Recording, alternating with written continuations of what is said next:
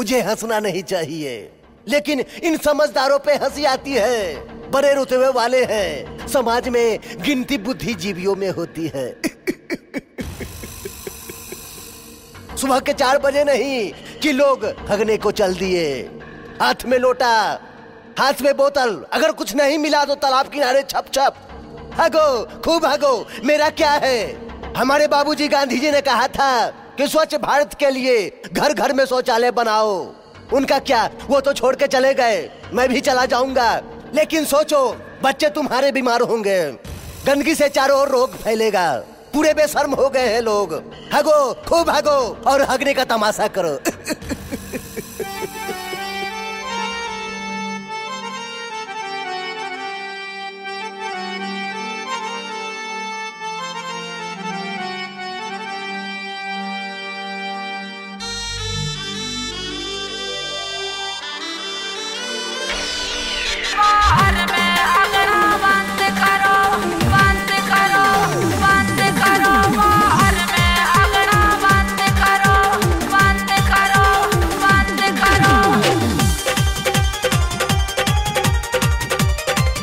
Music by Rajkamal Sinha.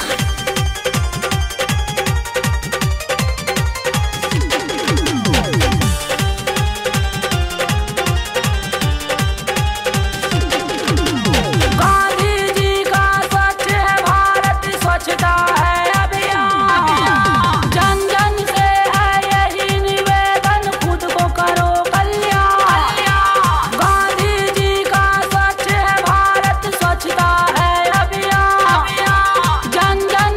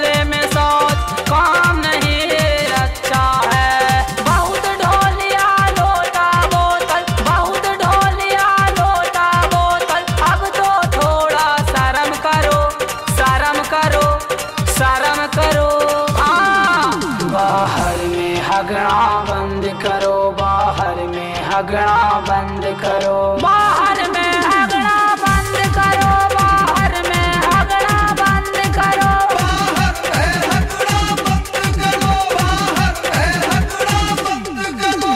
Gandhi ji का स्वच्छ है भारत, स्वच्छता है अभियान, जन जन से है यही निवेदन, खुद को करो कल्याण।